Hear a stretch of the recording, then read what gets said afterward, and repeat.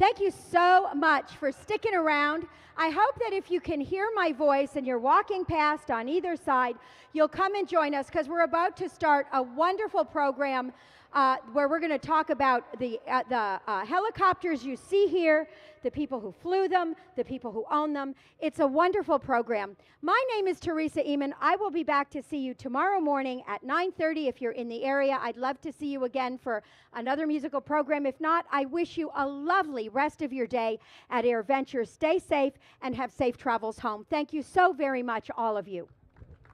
Thank you, Teresa. Ladies and gentlemen, a hand for Teresa Eamon. Our scheduling today has been a little off. Teresa, you are so important to our program. And a little later on, Teresa, we're going to ask you to gather the veterans out here for the parade. So all of you veterans in the area, they will be assembling here for a departure from the alley at 1:15 once we're finished with this program. Today we had to shift our schedule, so I know that the crowds would be much larger today had we not had confusion on the time.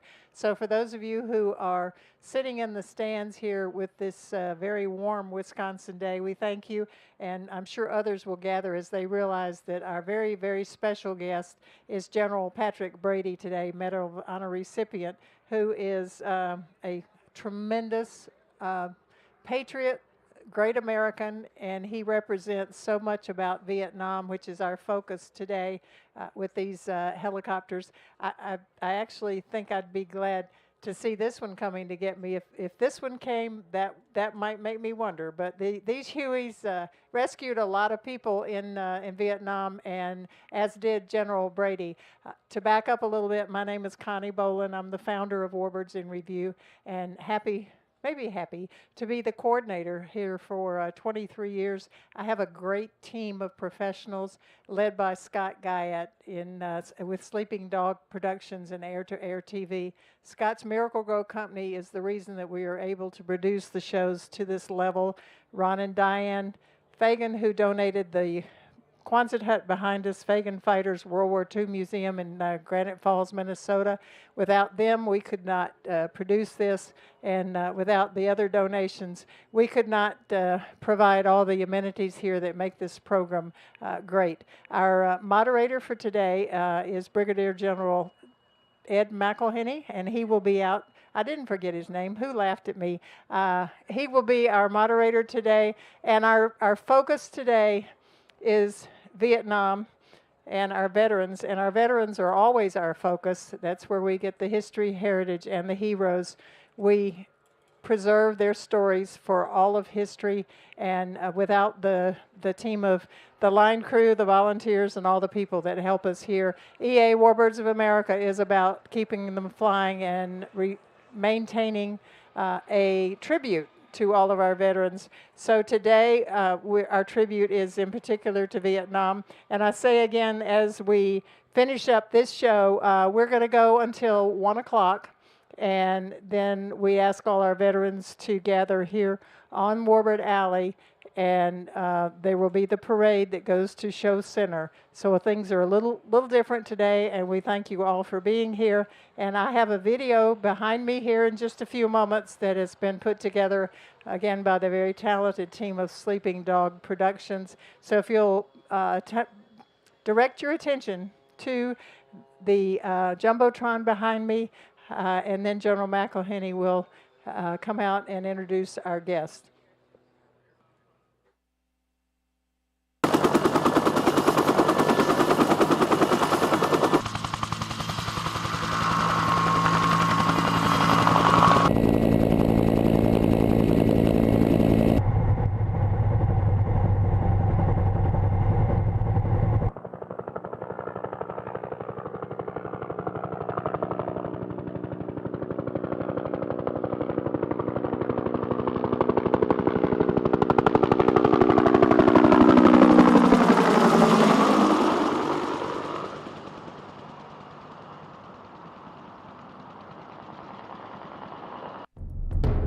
Vietnam is a sliver, a ribbon of a country on the South China Sea. It's bordered by China, Laos, and Cambodia. Until 1954, it was part of French Indochina. That's when Ho Chi Minh, the communist and nationalist leader, defeated the French and sent them packing back to France. Ho Chi Minh then looked to unify the country under his rule. A Geneva Convention agreement put a hold on that and split the country in two, similar to what had happened just a year earlier in Korea. The split was supposed to be temporary, but a planned election never happened. The North stayed communist, while the South, backed by the United States, wanted democracy. In the late 1950s, President Eisenhower started sending military advisors to help the South defend itself. President Kennedy continued to send in more troops, and by 1963, 16,000 American fighters were in South Vietnam. In early August 1964, 2 North Vietnamese attacks on U.S. ships in the Tonkin Gulf were reported. The second attack never happened, but President Johnson used the report to get broad military powers for himself to expand America's combat role in Vietnam. By the end of 1965, almost 200,000 American troops were in the South. By 1969, the total had jumped to 543,000. America's combat role lasted another 8 years. It was fought from the air and on the ground, often in deadly jungle fighting. More than 58,000 Americans were killed, more than 300,000 were wounded, not counting those who were mentally maimed. Of the total population of both Vietnams, 40 million people, estimates indicate as many as 1 million Vietnamese died, another 3 million Vietnamese were wounded.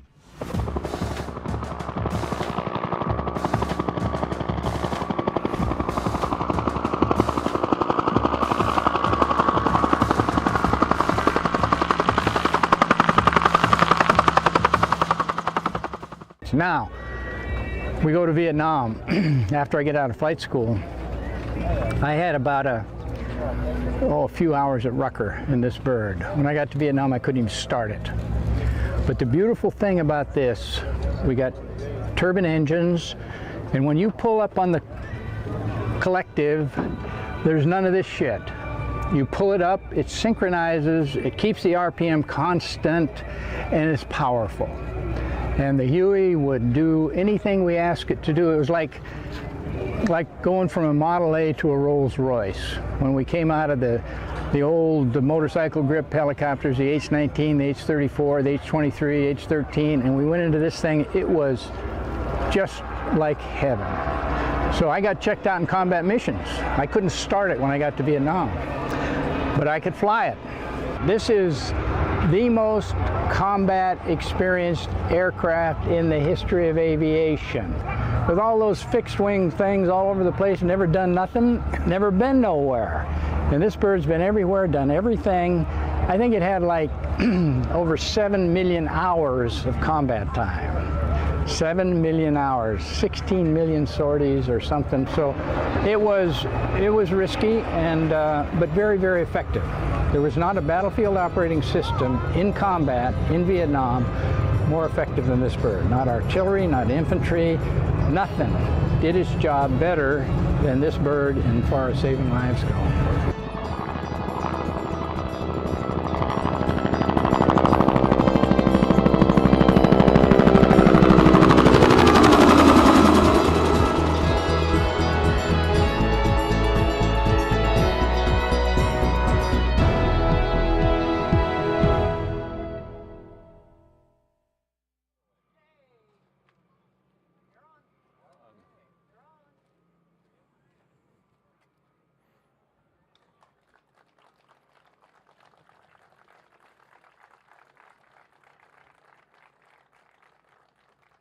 Sir, you have the seat of honor. Welcome, ladies and gentlemen. I'm Ed McElhenney, and we've got another Warbirds in review, and a special one this afternoon. It's going to be a little bit abbreviated, unfortunately, due to some time constraints with the Veterans Parade. And as long as I said the word veterans, I'm going to ask right away, how about veterans? Veterans, stand up. If we've got some veterans in the crowd, please. Thank you very much for your service.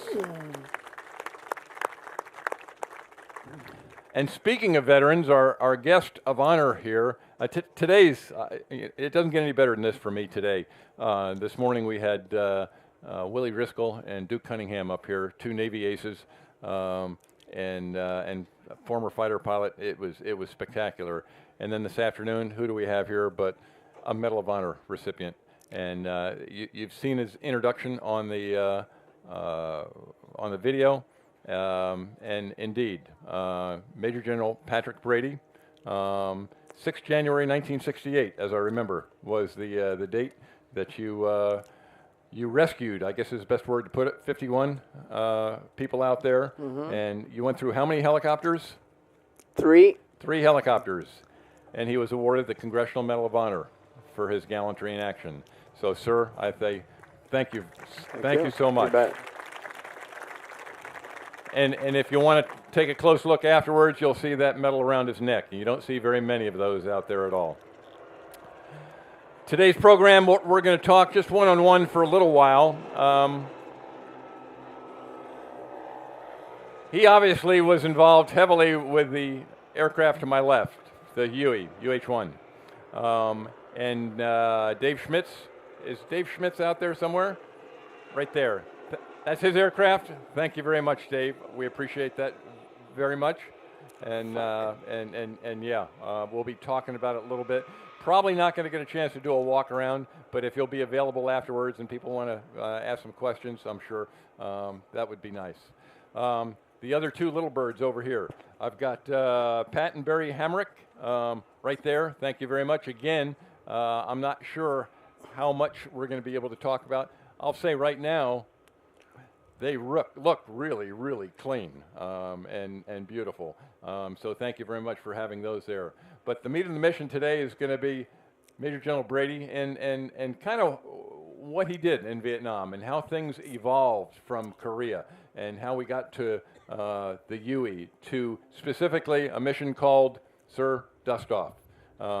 And go ahead and give us a little bit of a history from the Korean War. Things were a little bit different. We moved into Vietnam, and we had some different requirements, different aircraft, and he was one of the guys who made it all happen. Well, I'm never allowed to start talking without giving some tribute to the military wife. I've said from forever that Adam's rib was the greatest investment in the history of mankind. And a lot of you know what I'm talking about. I'm looking out there to see if there's any military wives, but thank God we had them. While we were gone, we could do our job. We didn't have to worry about what was going on. They went through a lot more than what we did, in my judgment, the kids, the schools, the sports, the everything. Now, having fulfilled my wife's wish by opening everything I say with tribute to the military wife, they could be a pain in the ass. And I can remember coming home, we traveled a lot, and I'd come home and she'd get on my case about being gone so much. And so finally, in frustration, I said, "Dear, you need to get a hobby." And so I came back after a trip and said, do you have a hobby? And she says, "Yes, I do." And she was a city girl, I was a country boy, and I said, "All right, what's your hobby?" She takes me out in the back and she says, "I'm raising chickens." And I said, "Really?" And sure enough, there's 2 roosters and 1 hen. And I said, "Dear, I think you missed the point." She said, "No, you missed the point. One of those roosters travels a lot." But I'm dead serious about the wives. We could not have done what we did without them. Now, this was the bird that they used in Korea, H13. The problem with this was that the pods, well, there was a lot of problems with this. The patient was put on a pod on the outside of the aircraft on the skids. They didn't fly much at night. They didn't land on the battlefield. They were kind of a backhaul from the aid station, and sometimes the patient would wake up in that pod, and guys who flew these missions tell me that he thought he was in a coffin. And so you can imagine what that would do to you if you woke up and thought you were in a coffin. So the guy's got to land out in the middle of nowhere to reassure the patient that no, he's not in a coffin and he's going to be all right. And then we get this one, and as you heard in the video, do we have some Vietnam veterans here? We got a lot of them, or a few of them anyhow. God bless you guys. I mean, this is, you know, we're surrounded by a bunch of fixed-wing weenies here. The guys are, I mean, I can remember playing golf with a very famous fixed-wing guy, fighter pilot. This upsets him when I start telling these stories. And very famous for having flown 100 combat missions. Give me a break. We're playing, my partner was Mike Novosel, and if you go to Fort Rucker today, that fort is named Fort Novosel. Great young pilot. He actually flew in World War II. He was overhead when they signed the peace agreement. But he and I are playing with this famous fighter pilot from the Air Force who flew 100 combat missions. Between us, we had 5,000 combat missions. So needless to say, we would remind him of that when he was bent over an important putt. But this was such a beauty that if you were shot in a jungle in Vietnam, your chances of survival were greater than if you were in an accident on a highway in America.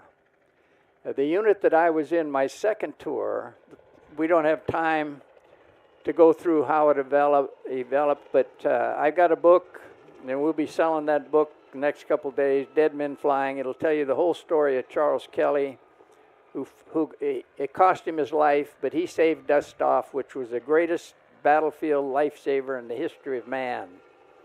Over 1 million souls in Vietnam rescued by Dust Off, men, women, children, enemy as well as friendly. We made no exceptions. And we carried a bunch of scout dogs as well.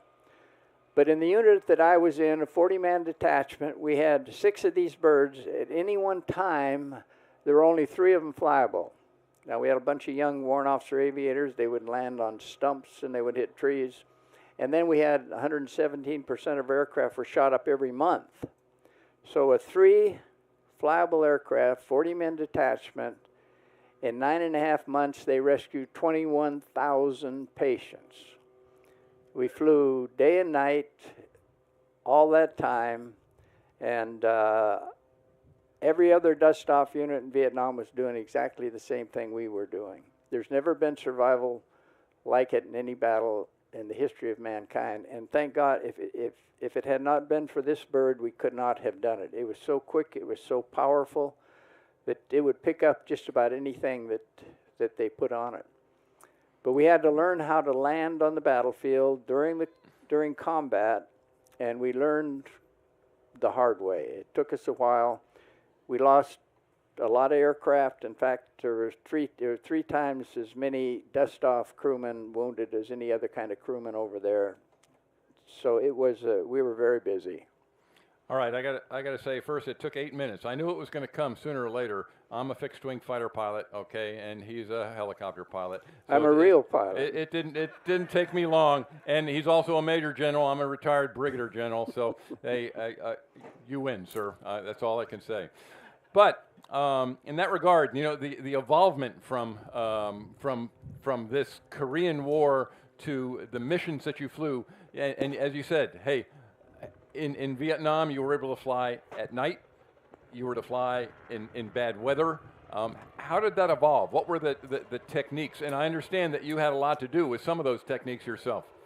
Yeah, this is the difference. As I said, we had to land, and we had to land on the battlefield, oftentimes under fire. So just a very, very simple thing. In the early days, most of our patients were Vietnamese. And so when you would go to an area, nobody spoke English. And I still remember to this day what I would communicate to the Vietnamese guys, cha dia chi kua ong, pop smoke. Now, oftentimes the guy on the ground would pop smoke, and you're in confined areas in the jungle, rice paddies, and so they would say, dust off, yellow smoke. And you look down there and you see 4 or 5 yellow smokes. And so we knew that the other guy was listening to us, and we had some bad experiences as a result of that. You would go into the wrong smoke. So finally we thought, this is really dumb. Let's do it this way. Let's say, pop smoke, I'll identify the color.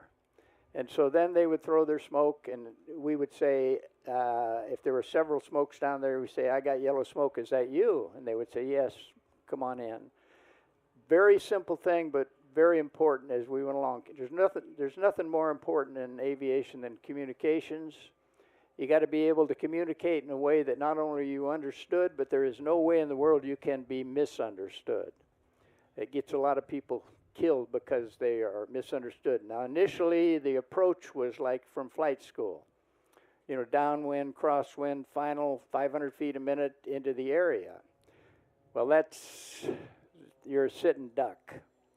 And so the one approach when I first got there that was kind of like a death spiral, they come up over the area. If you're 2,000 feet, you're out of the range of 30 caliber. If you're at 3,000 feet, you're pretty much out of the range of 50 caliber. Those were the two things we had to worry about, RPGs.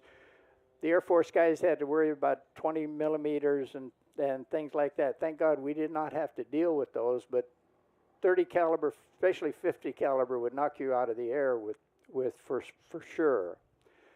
So this was the approach. They called it a death spiral. You would come down. It was the only place you knew was secure, was right down at that outpost. And so you would come up 3,000 feet, kick it out of trim, drop it about 4,000 or 5,000 feet a minute, and then you had to round that sucker off at the bottom, and that could be a trick.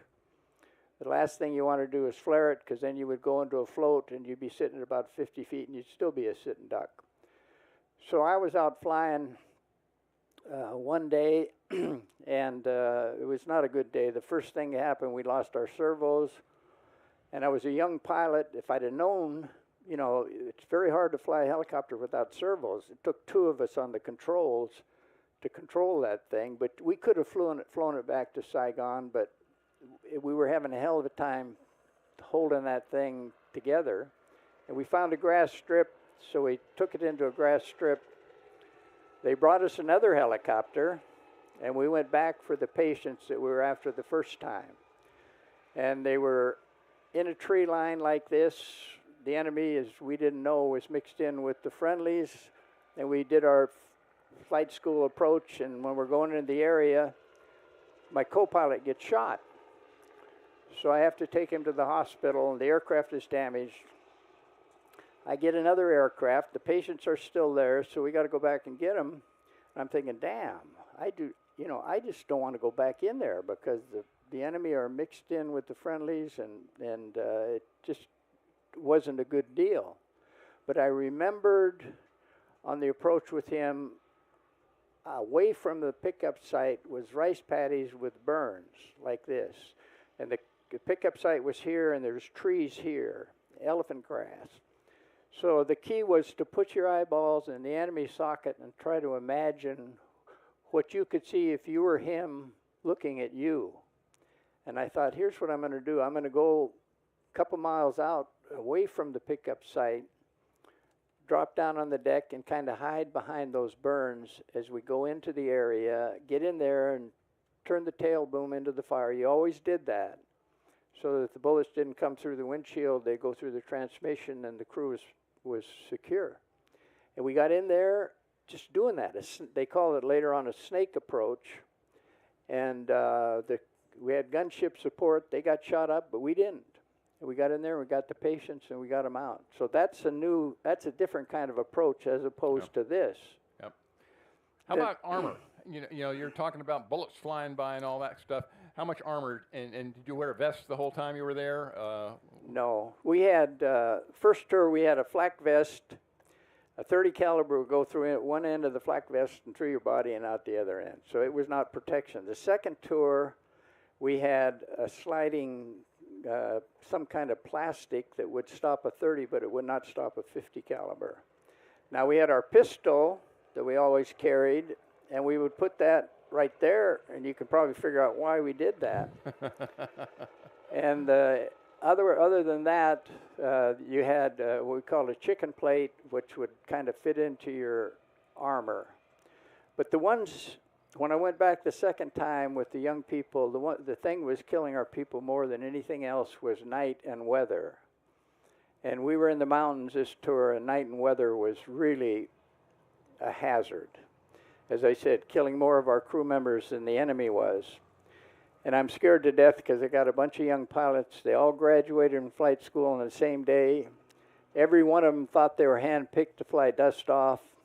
Every one of their names started with an S.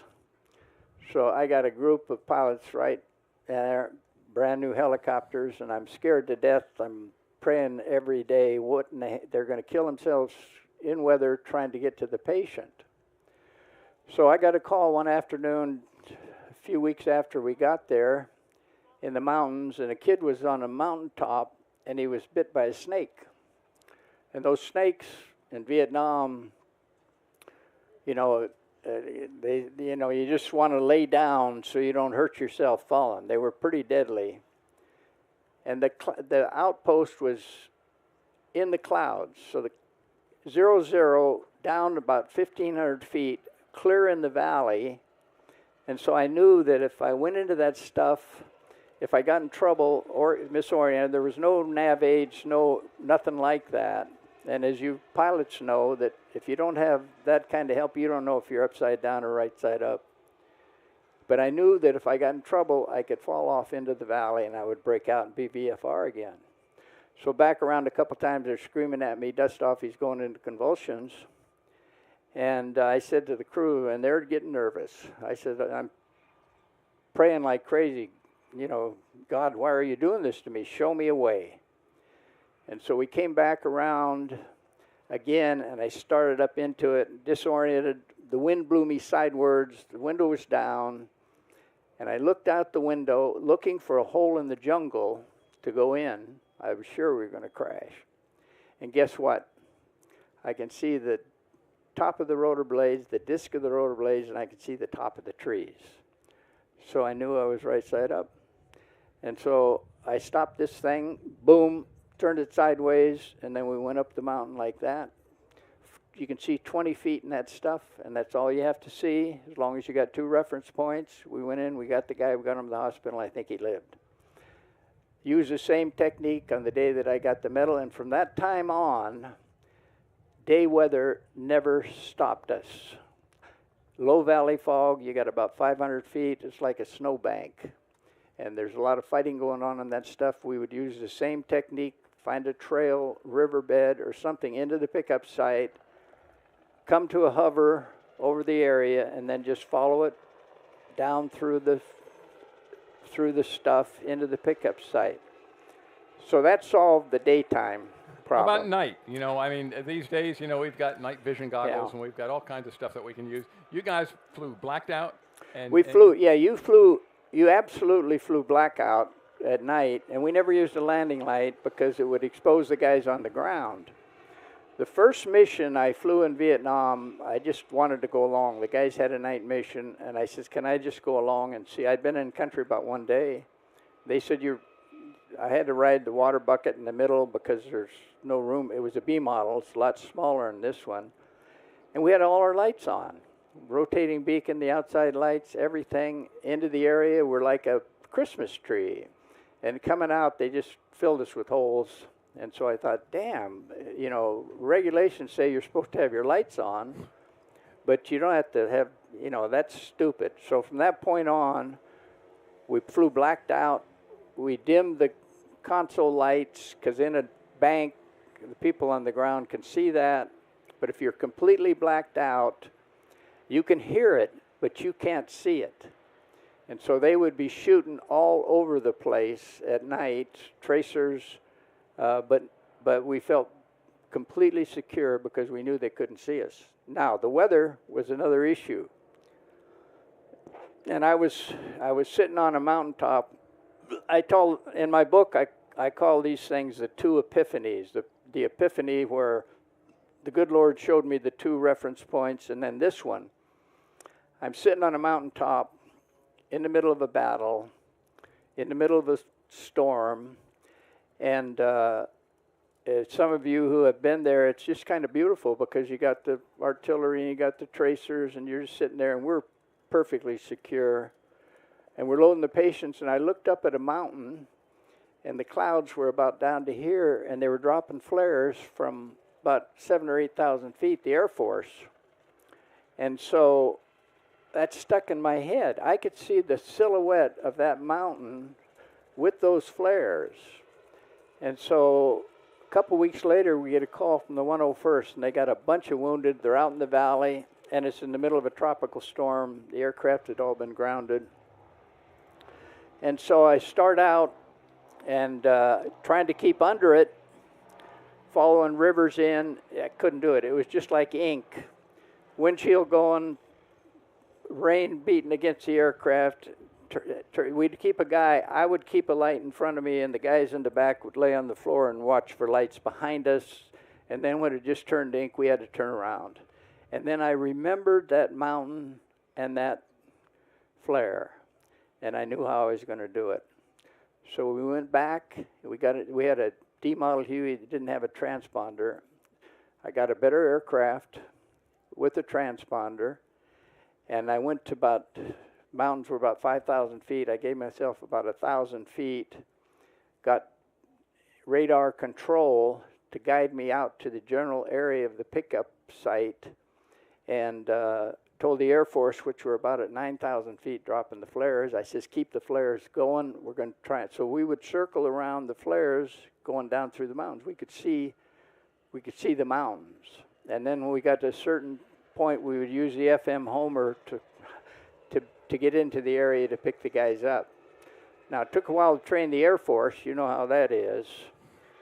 You get it about 1,500 feet, and the lights would go out. And so with this thing, you just stop it and straight up, no ITOs, just friggin' straight up, because any direction you went, you're going to hit a mountain. And so then they got in sync with me, and we did it. We made 4 trips in there that night. We got everybody out, and from that time on, night weather never stopped us. So we got the day weather solved, we got the night weather solved, and as I said, we're able to rescue 21,000 patients.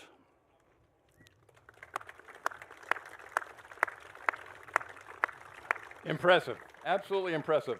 How about close calls? I read somewhere you had over 400 bullet holes in the helicopters that you were flying, and you just told me that your co-pilot got wounded. How about yourself? Anything close? You know? Well, yeah, I had 8 or 9 co-pilots and crew chief wounded in my helicopter. I got the worst. I think the easiest medal I've got was the Purple Heart. I'm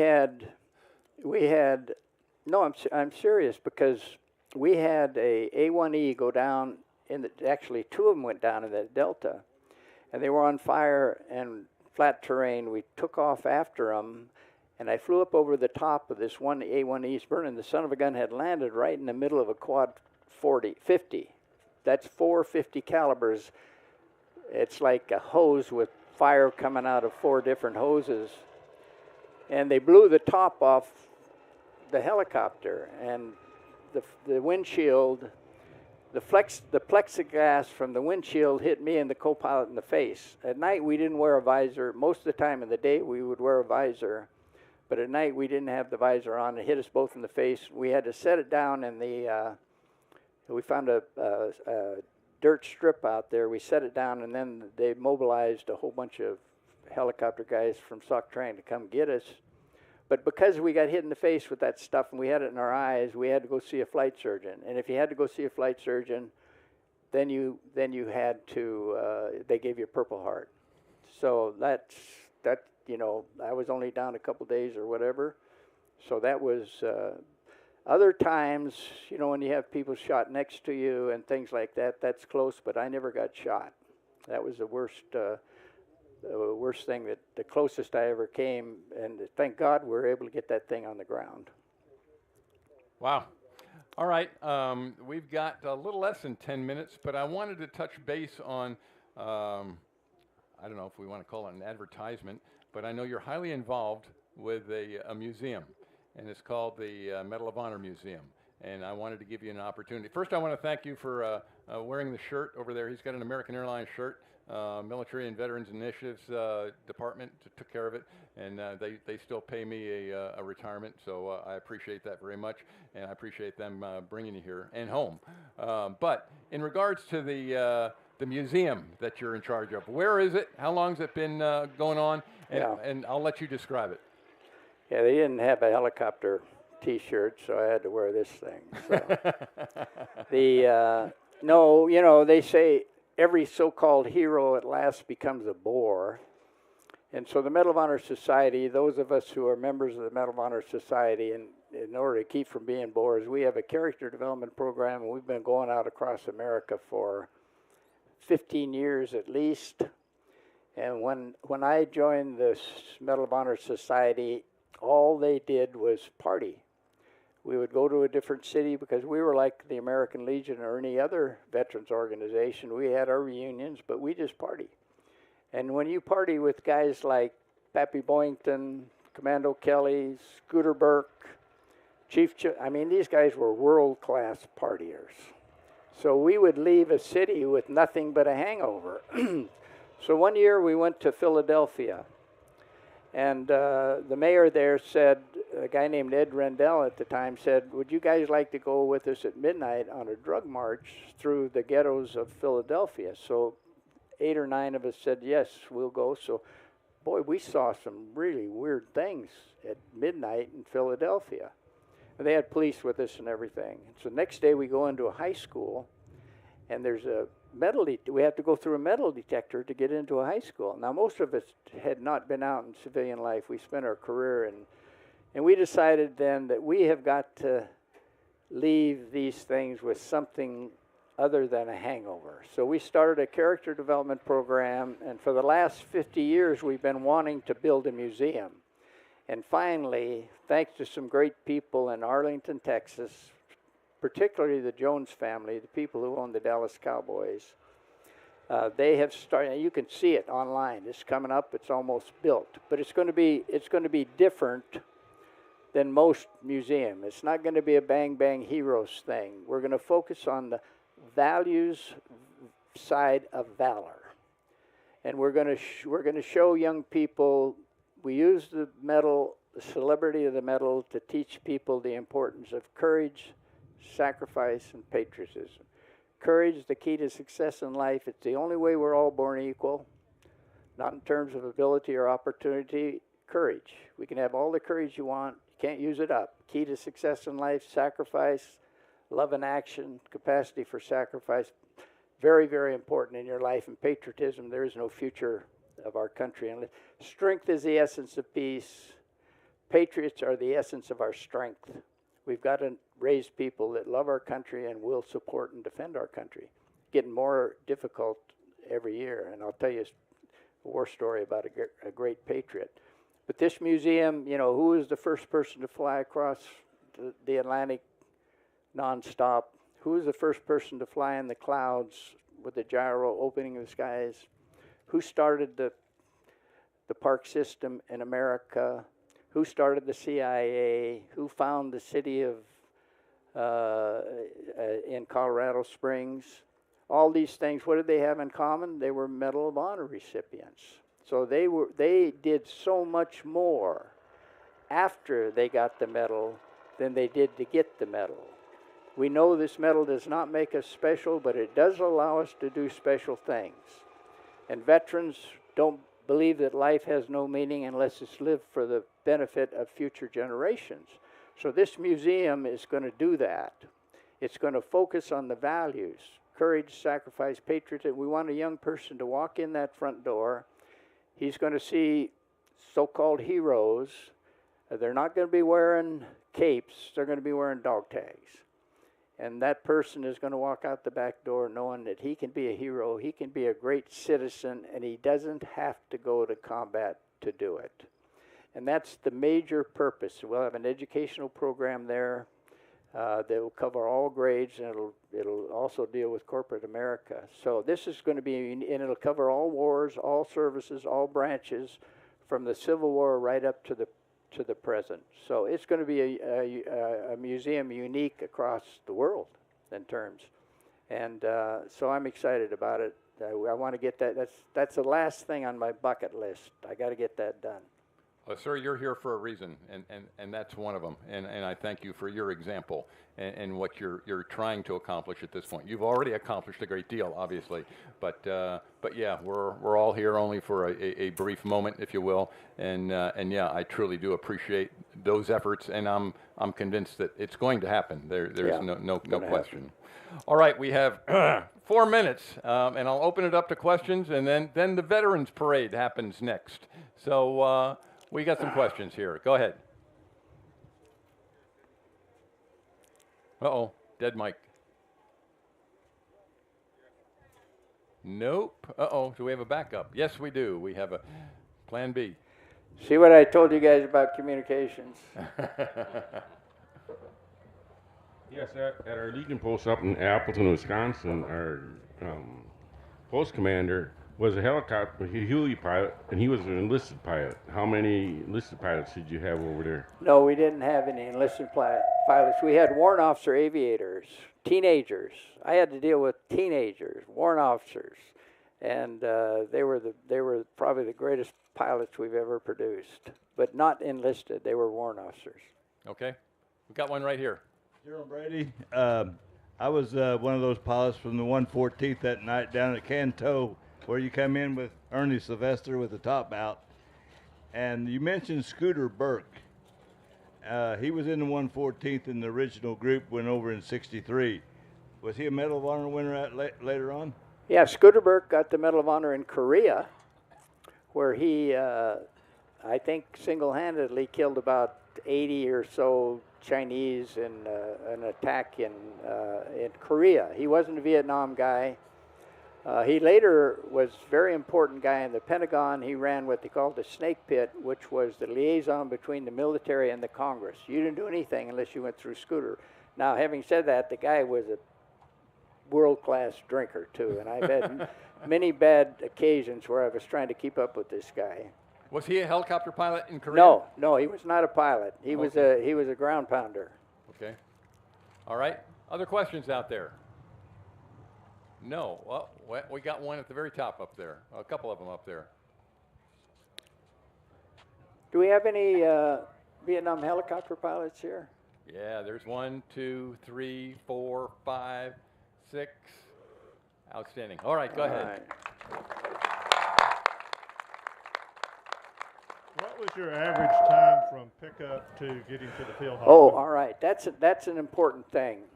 They call the golden hour. So if a guy is wounded and you get him to a hospital in that golden hour, he's more than likely going to live.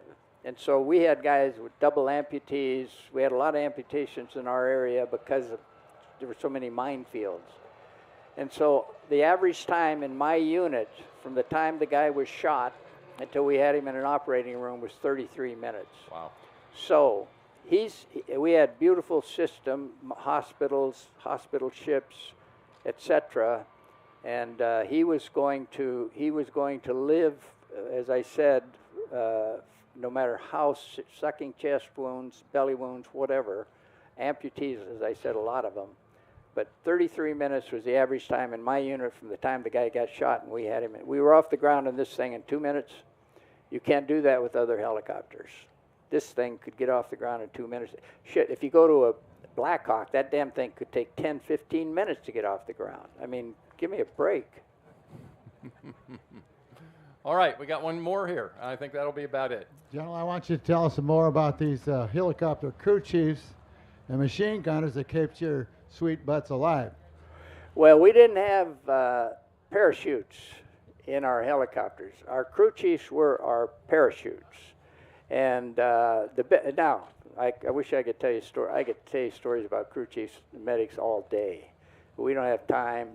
But the best trained soldier I've ever been around in my life, and I think most of them were trained at Fort Rucker in those days, now Fort Novacell.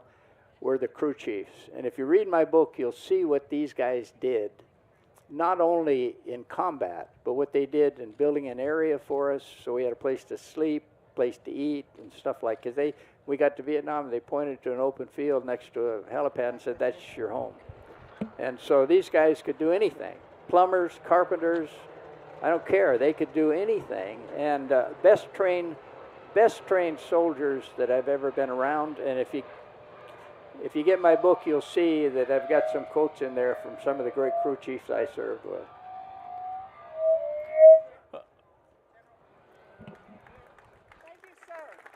Not working? All right. I think she's giving me the hook here, I think. Yeah, that's it. But before she does that, I'm just going to sit there and say, General, thank you so much for putting up with a fighter pilot for the last 40 minutes. It's hard. Yep, I agree. But thank you, sir, for being an example and what you've done. You bet. Okay, General Brady, you are going to be our lead Jeep today to lead all our veterans down to Show Center. Thanks to American Airlines for the honor flight today and for sponsoring the parade. And General Brady and all of you veterans in the audience, we invite you to join the parade down to Boeing Plaza. General Brady, thank you so very, very much for your flexibility today and all of your service. We appreciate it very, very much. Let's walk over to the Jeep. Thank you. I got Tom, where are you? I got to change the time frame with this guy. Some guy's here. Is he here? Let me see. There he is. General Brady, were you at the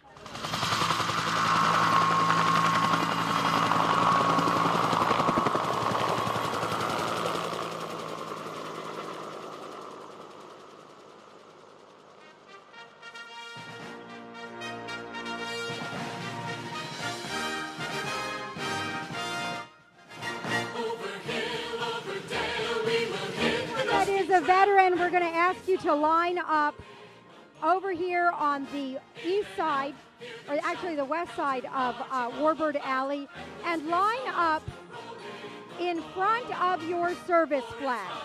So you're going to walk past your service flag, and then line up.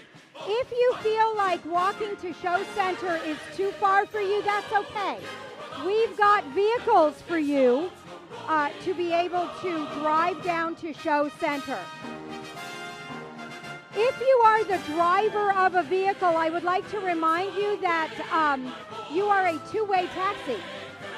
Make sure that you wait and bring the people that you took down to Show Center back.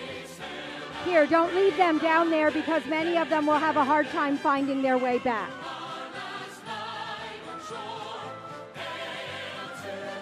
If you are a veteran of any war, any service, please find your way to your service flag and line up in front of them.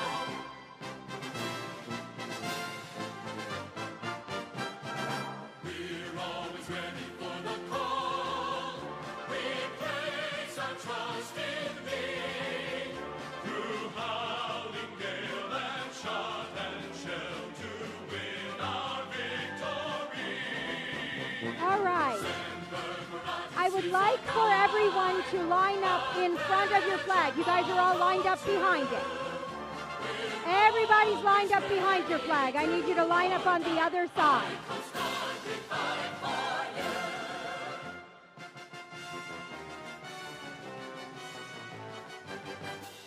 I know it's confusing and it's my fault, I'm sorry.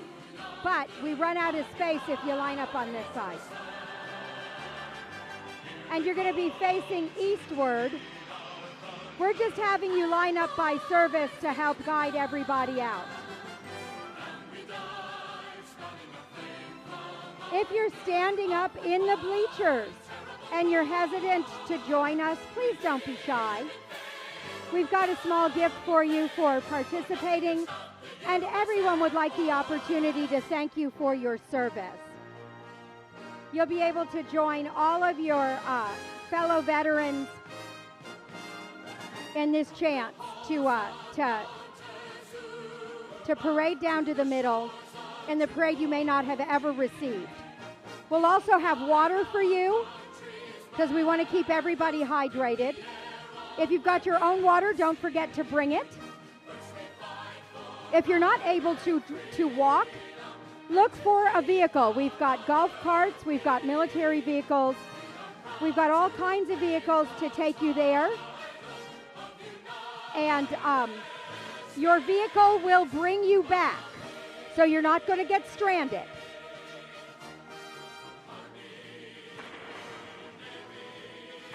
I'm glad to see there's more of you than we expected. It looks like they're going to move the flags a little bit further over on the concrete there so that there's more room for all of you. If you are a veteran of any war in any service, please find your flag and line up nearby.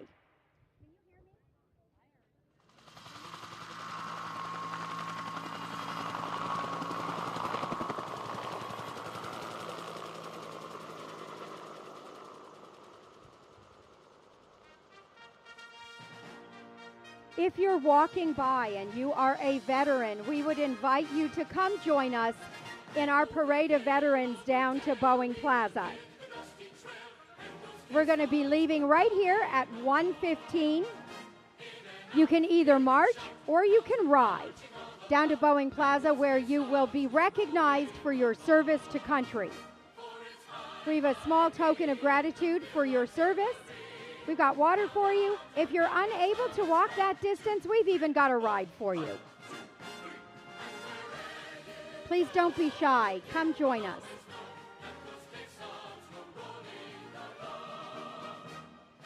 If you're going to walk, make sure you line up behind your service flag. You can see them right here on Warbird Alley.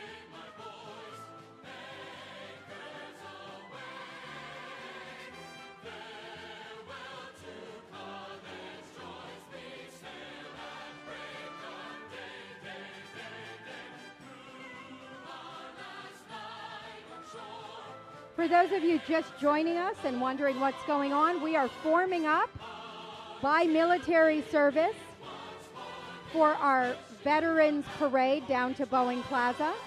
If you are a veteran, this parade is open to you. We just ask that you form up behind your service flag or grab yourself a ride on any of the available vehicles. If you are a vehicle driver, just a reminder, please don't leave your veteran behind. If you take them down, please wait to bring them back. I'm not sure that they'll be giving things away over there.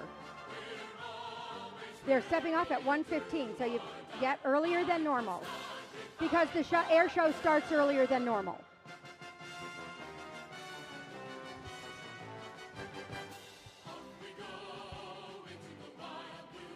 Any veteran of any war, any service is invited to line up to participate in our parade of veterans.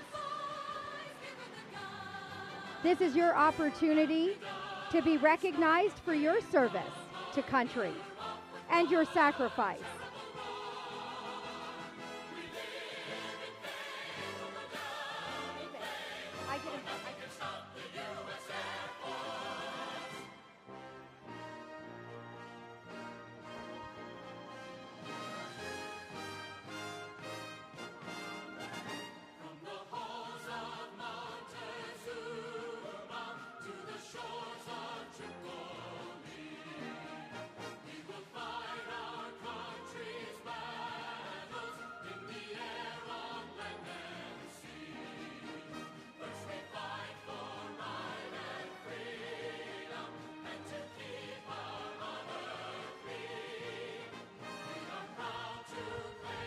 If you're just joining us and you are a veteran of any war in any service, please feel free to join us for our Veterans Parade. Right here on the Warbird Alley, where everyone is forming up behind their service flag. If you're not able to walk the distance to Boeing Plaza, no worries. We've got golf carts for you. We've got water for everyone. Make sure you grab one if you don't have one. It's a nice, sunny, warm day. We welcome any veterans to join us.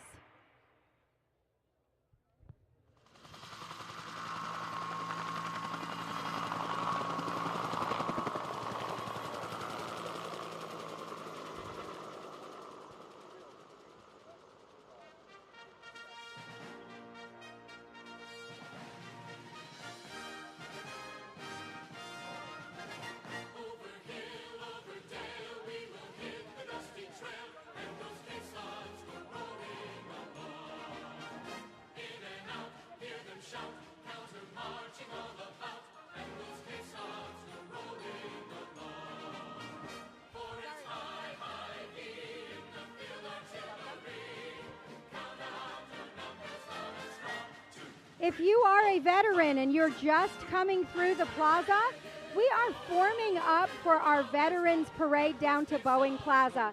And you are invited to join all of the other veterans that are going to be marching or riding down. We've got a small token of appreciation for you. And when you get down to Boeing Plaza, you are going to be recognized for your service to country. Please don't be shy. Please consider joining all of your fellow veterans and give everyone else a chance to recognize you.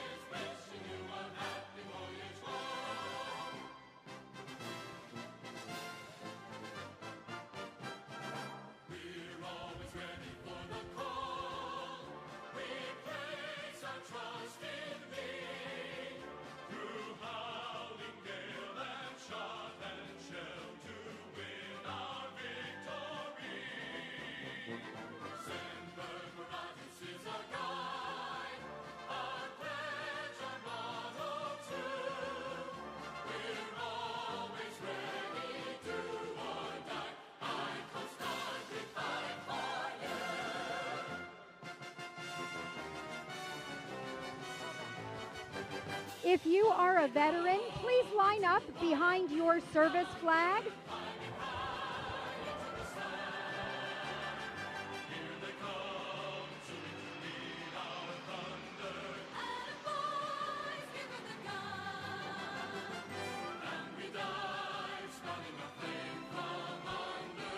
If you are a veteran and you are wanting to participate in our Veterans Parade, please line up behind your service flag at this time. We're going to be departing in about 2 minutes.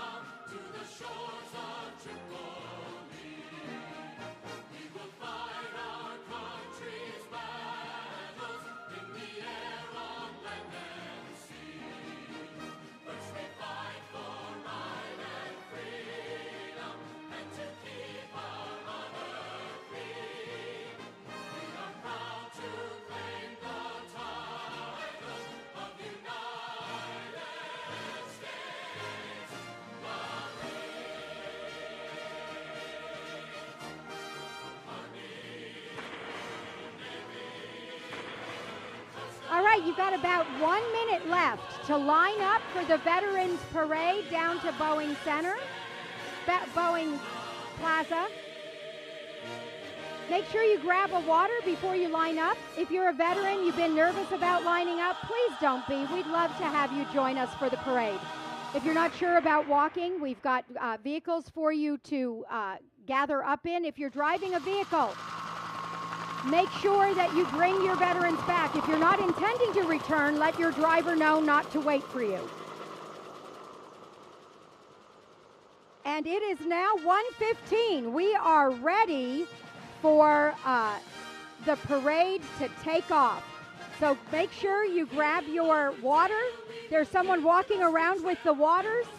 Make sure you grab one because the parade is taking off. Make sure you follow with your loved ones.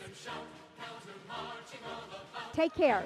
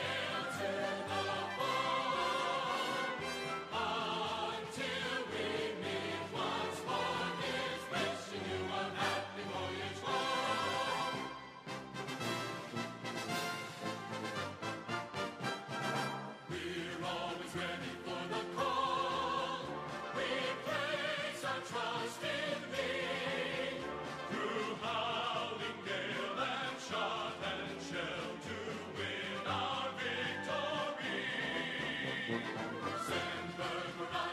a guide, a pledge, a motto too. We're always ready, do or die. I constantly fight for you.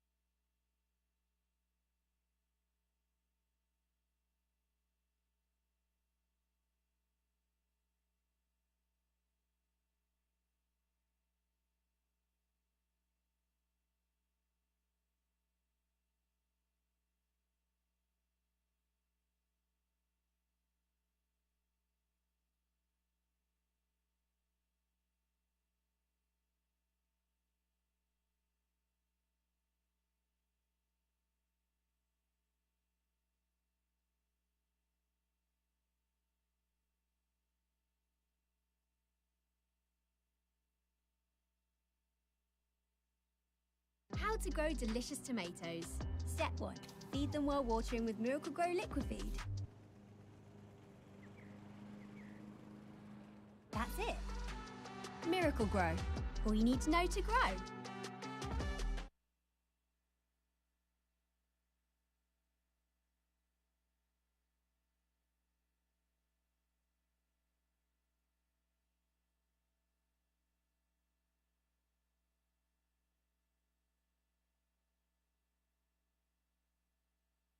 How to grow more vibrant flowers. Step 1. Feed them with Miracle Grow Shake and Feed.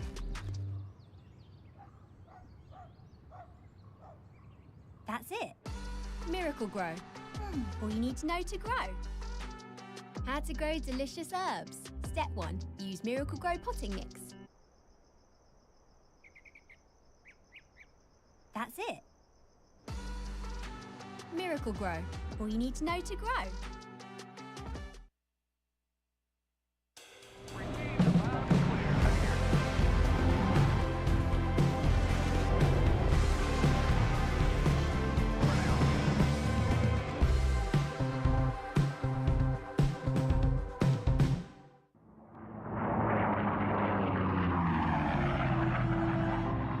Today, we are pleased to announce that Warbirds in Review has received a generous donation of a beautiful Breitling Super Avi B04 chronograph GMT 46 tribute to the Vought F4U Corsair watch. Retracing the celebrated design codes of the Breitling Reference 765 Avi Copilot, the Breitling Classic Avi collection recalls Breitling's earliest ties with aviation from the 1930s onward, when the brand was known for precision cockpit clocks and pilot chronographs produced by its Hewitt Aviation Department. The Classic Avi pays homage to this unique heritage with a highly legible dial, rugged case, and signature rotating bezel that allowed pilots to measure some of the very first long-haul flights. Today, the collection celebrates the pioneering spirit of those early aviators along with 4 legendary airplanes: the Curtiss P-40 Warhawk, the de Havilland Mosquito, the Vought F4U Corsair, and the North American P-51 Mustang.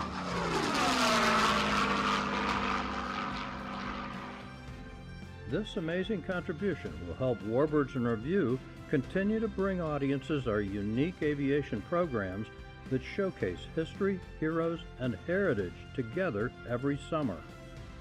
Every aircraft has a history and every pilot has a story. Why does it matter what happened long ago?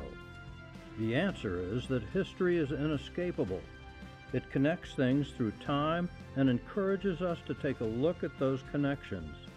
History is the story of who we are, where we came from, and can potentially reveal where we are headed. The team at Warbirds in Review will be offering a very special opportunity to take home this rare timepiece with your tax-deductible contribution through a raffle or auction. Stay tuned.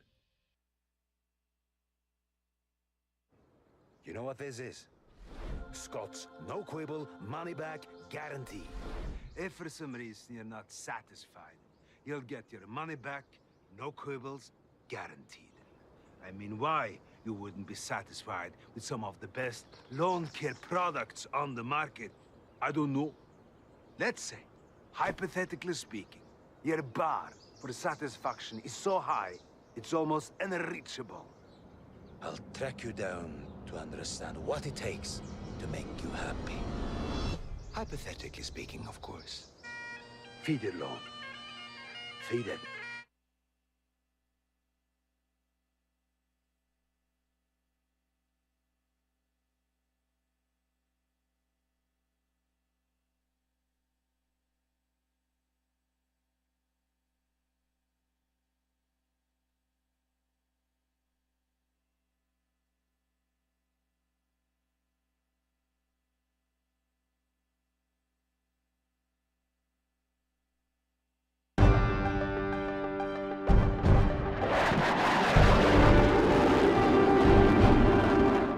I guess I was fairly apprehensive the whole time that I was flying in combat. And I guess there's good reason to feel that way. I'm there to cause a lot of damage and a lot of harm, and therefore they would like to damage me. And I was 25 years old at that time.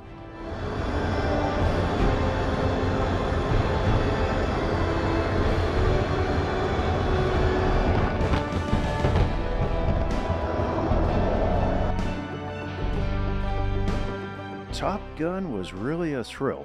I must have done well in actual combat because at the time I was just a lieutenant junior grade, which is a first lieutenant in the Air Force. And so I may have been the very first lieutenant junior grade to go through Top Gun.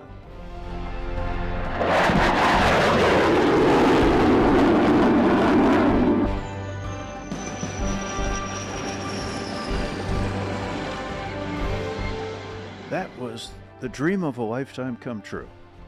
I had wanted to be an aeronautical engineer and a test pilot just like my dad from the time I was 10 years old.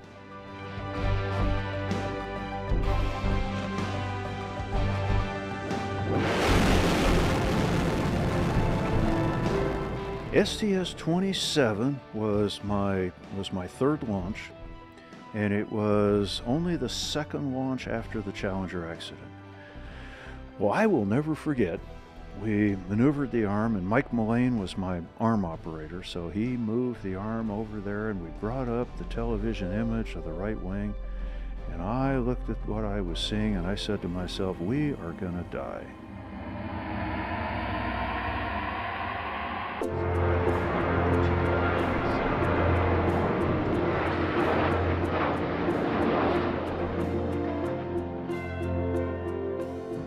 To be an airline pilot, there was mandatory age 60 retirement. I was a NASA astronaut until I was 50 years old. And so I looked at the situation, and I had known a number of Southwest airline pilots. And they were just like me. They were flying because they loved to fly.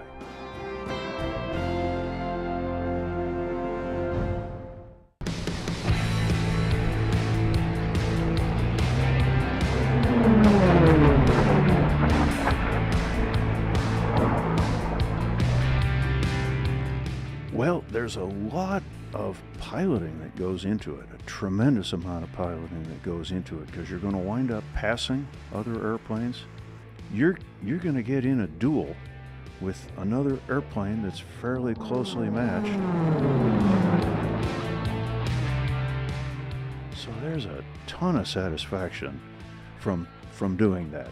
And hey, let's just talk about the racing itself. It's fun to fly low, but it's dangerous.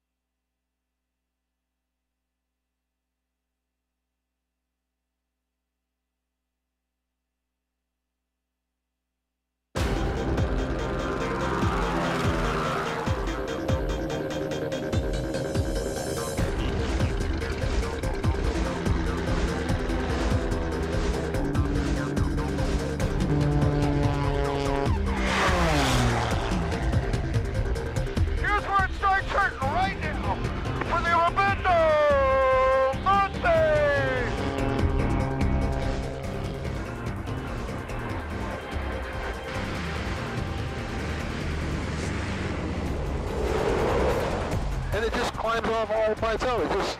It does it itself. Okay? Yeah, you're right there with me though.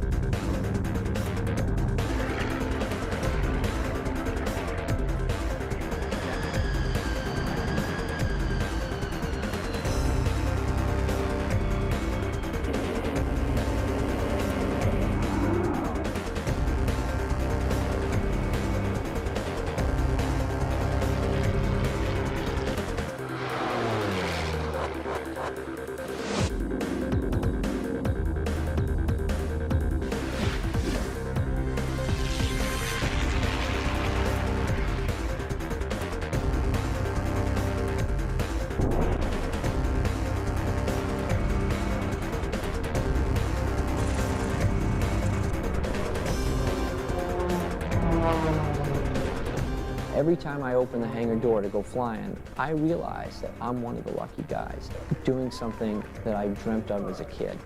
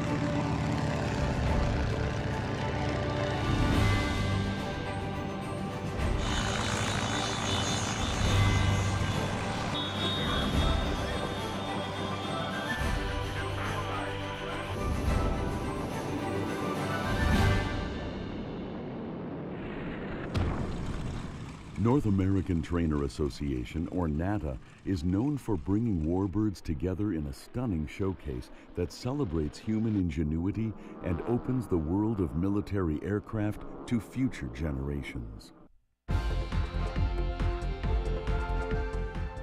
It's the future generations that hold the power of these great birds in their hands, much like NATA member Garrett Fleischman. You're not just flying in the moment. You're flying with a whole bunch of history on your shoulders, and it really means a lot to fly them.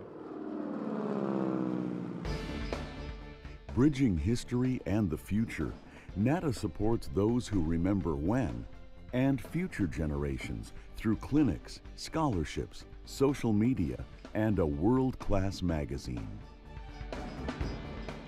NATA is a resource for the entire warbird community, and it's open to anyone. Membership can get you access to history in a way you've never experienced before, on the ground and in the air.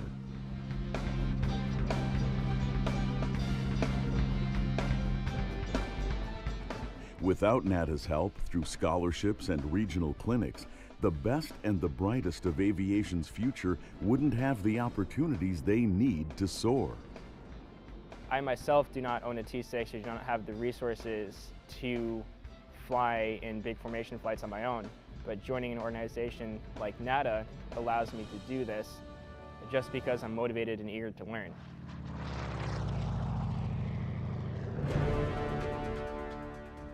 The scholarships for future warbird A&P mechanics is a start, but it's the clinics that keep everyone up to date and provide the necessary training and type club support.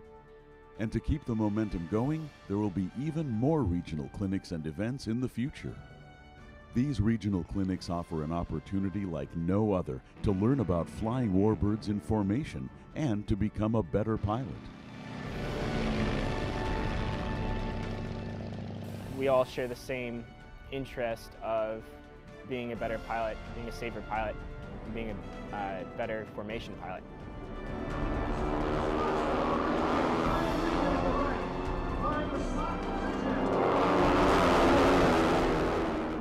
Join this organization, and it's a constant learning process, and that's another thing that I love about it, because a good pilot is always learning, always.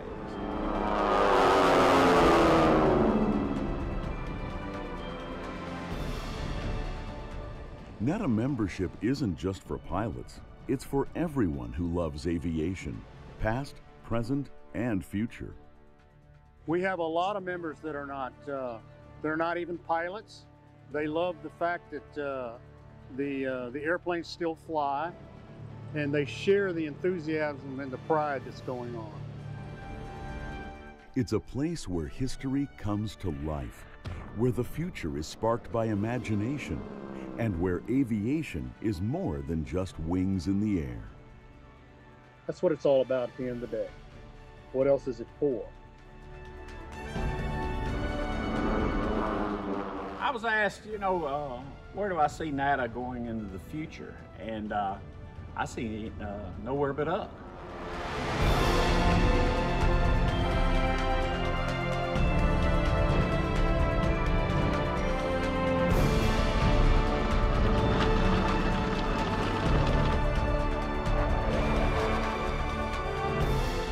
Be a part of it. Join NATA today.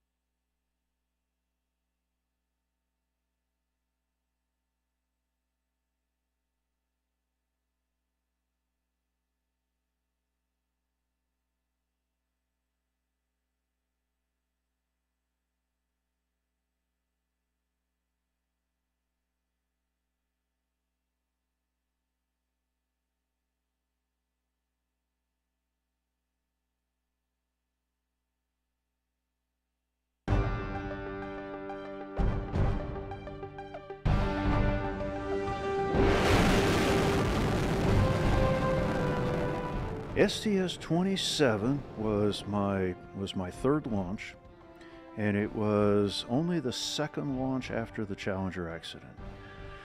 Well, I will never forget, we maneuvered the arm, and Mike Mullane was my arm operator, so he moved the arm over there, and we brought up the television image of the right wing, and I looked at what I was seeing, and I said to myself, we are gonna die.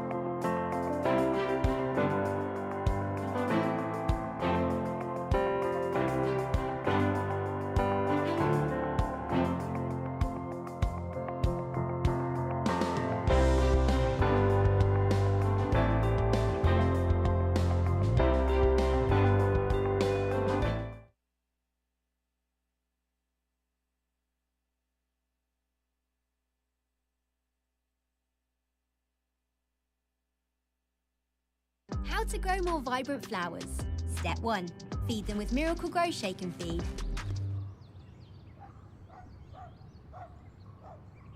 That's it. Miracle Grow. All you need to know to grow. How to grow delicious herbs. Step 1. Use Miracle Grow potting mix. That's it. Miracle Grow. All you need to know to grow.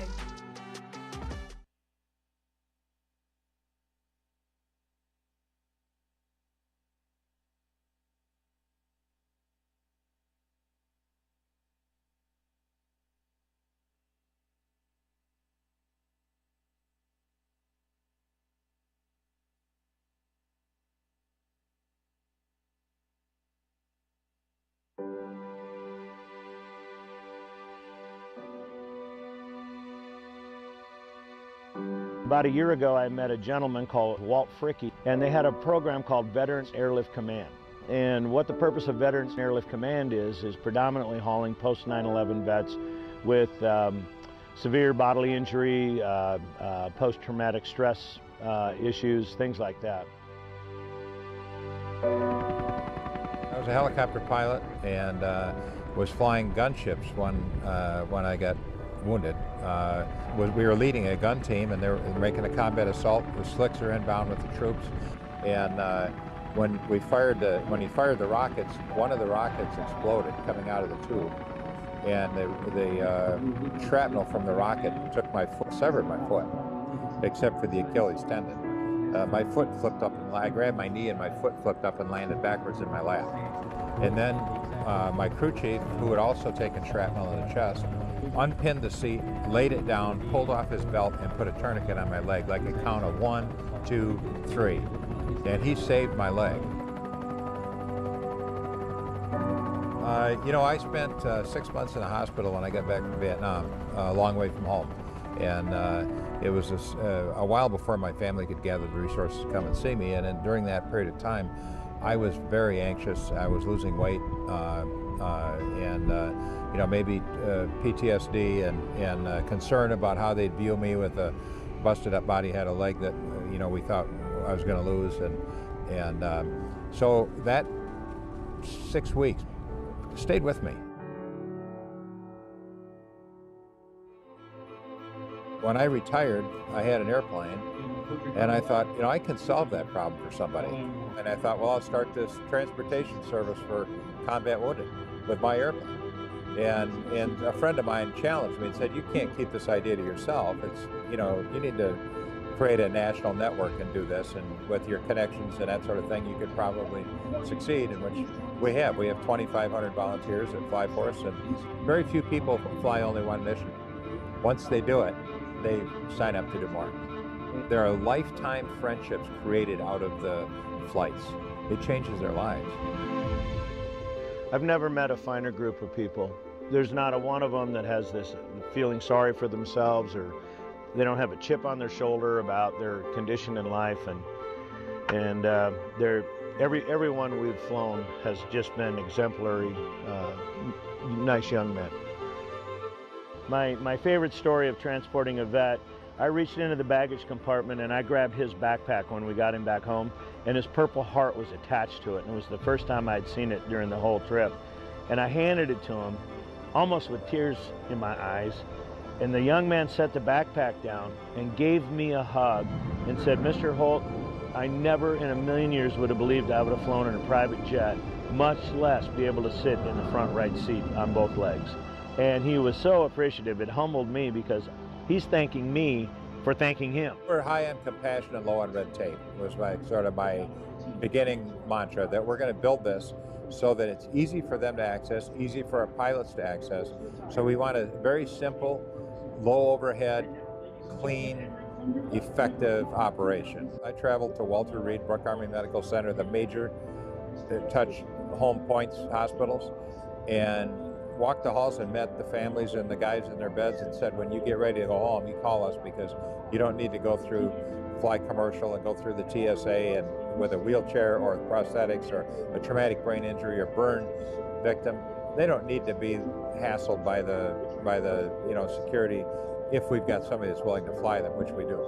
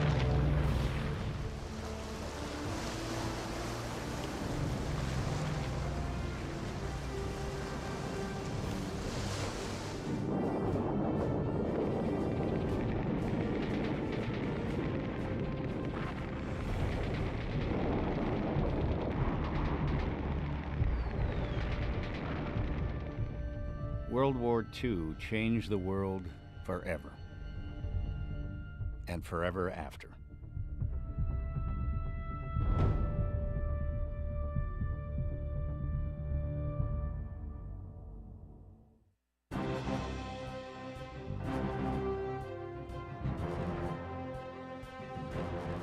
The Fagan Fighters World War II Museum of Granite Falls, Minnesota was created as a tribute to the men and women of the greatest generation, whose incredible sacrifices during World War II won and preserved the freedoms we enjoy today. The Fagan Fighters World War II Museum is the dream, the creation, and the passion of the Fagan family of Granite Falls, Minnesota, Ron and Diane Fagan and their sons Aaron and Evan. We've taken on a mission to connect the latest generation with the greatest generation, because these are events in our history that need to be remembered, and in our case, and in the case of young children, they need to be introduced to. And we feel they're very important and need to be preserved, and that's what we're trying to do. The mission is to preserve the memory of the heroes of World War II, promote patriotism in today's Americans, and inspire tomorrow's leaders to study and apply history's lessons.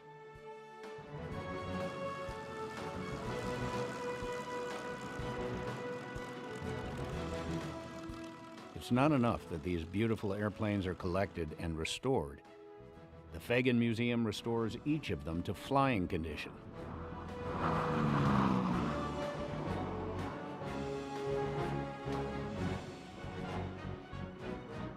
I think with everything at the museum, having stuff operational is important because people get to see them, how they were used, and get to hear them start up, and it gives people a better perspective of what these machines were capable of and what they look like in the air.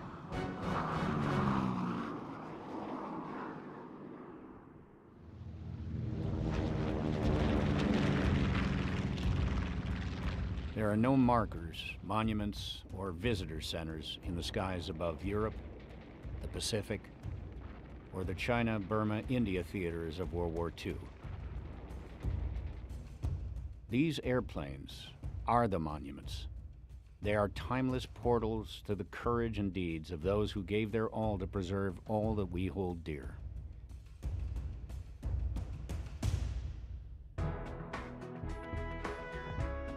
When the museum's airplanes are not flying, they are displayed in 3 hangars: the trainer hangar, the fighter hangar, and the bomber hangar. World War II was a worldwide conflict, and unfortunately it's not being taught in our schools anymore. But history always has a tendency to repeat itself, so we got to educate the younger generations about World War II. So learn these experiences from the past so you can apply them in the future to help guide this country in the right direction.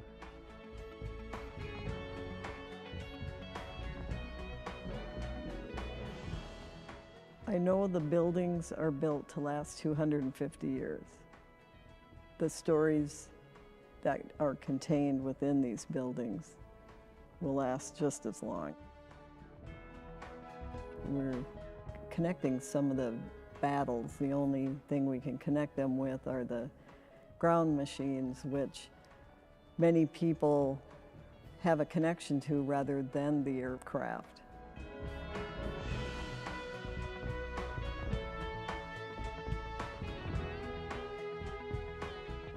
With the museum opening, I started looking into the military vehicles. Started with the Deuce and a Half. The ambulance, when I had that repainted, we made sure that it matched the 4th Medical Battalion. And the 4th Medical Battalion actually were the first ambulances to arrive on D-Day. The ground vehicles all operate fully functional, and we could start them all up and take off and drive them right now.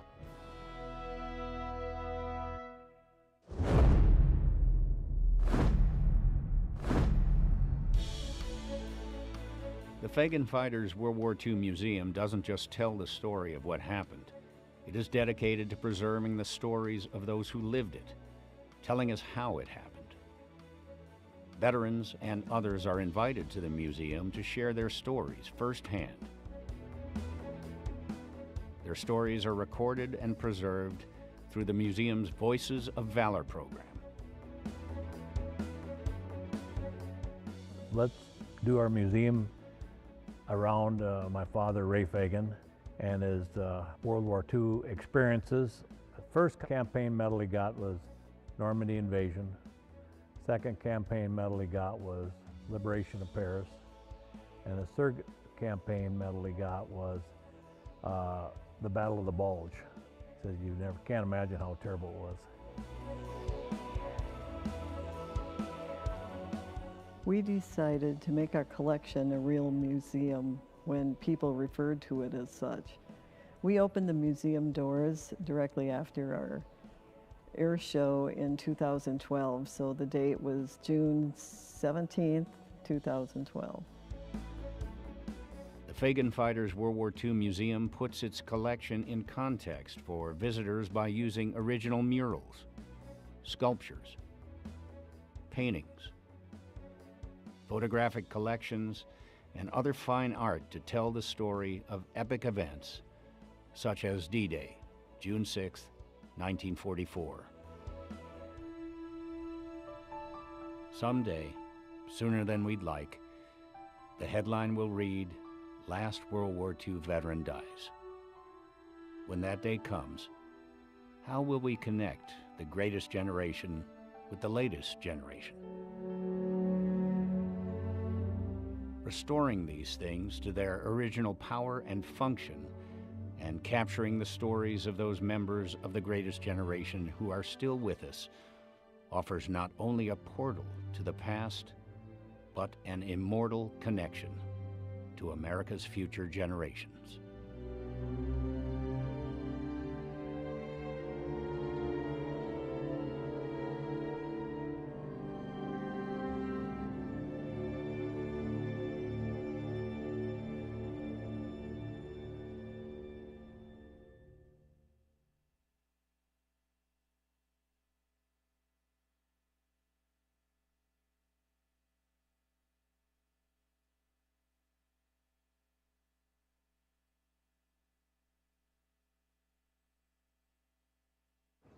You know what this is?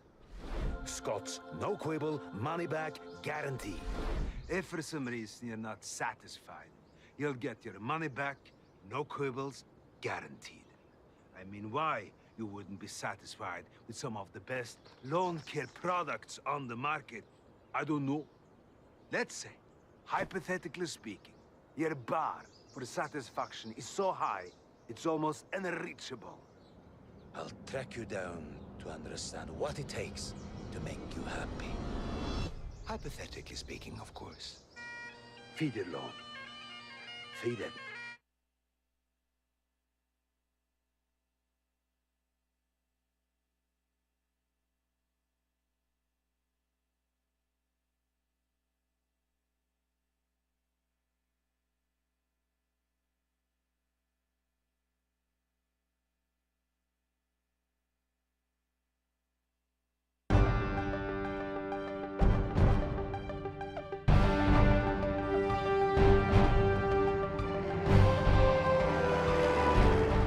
One of my earliest memories was flying a J3 Cub with my dad, and he was letting me fly the whole flight. I was 5 years old, and my dad said, "Okay, let me fly it now." And so I got off the stick momentarily, and then I was bummed because I still wanted to fly it some more. So I was determined, I'm going to fly it some more. So in the flare, I get back on the control stick, and I got my butt thoroughly chewed. When somebody else is flying, you don't ever touch those controls. And so that's why it's been such a vivid memory.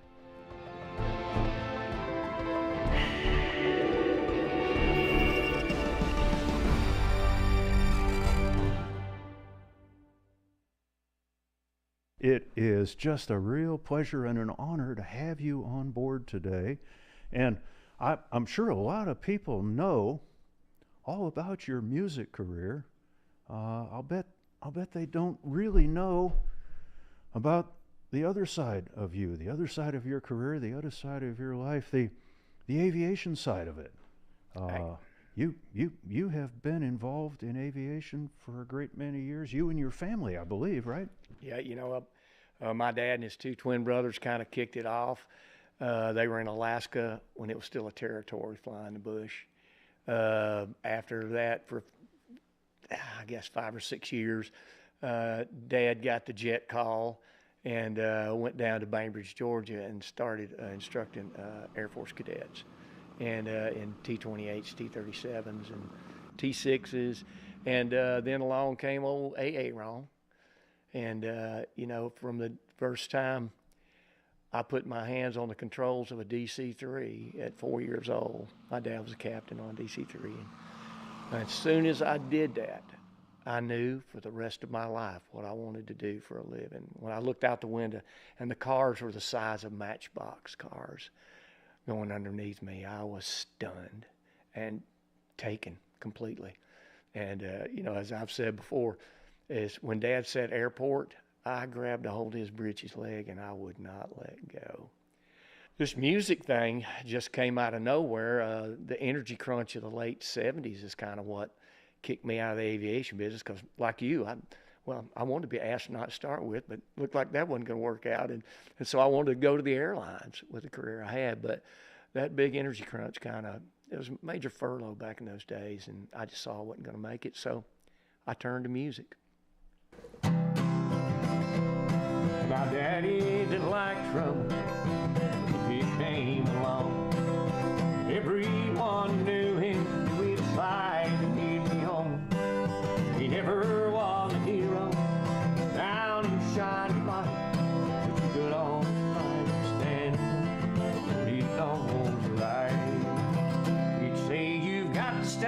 something or you'll fall for anything. You've got to be your own. Like the pine trees lining the winding road, I've got a name, I've got a name. Like the singing bird and the croaking toad, I've got a name, I've got a name. I can make you mine, taste your lips of wine, anytime, night or day. Only trouble is, gee whiz, I'm dreaming my life away. I love you so, and that is why I need you so. And I could die whenever I want you. All I have to do is dream, dream, dream, dream. We didn't even rehearse that. Call sign down and call sign.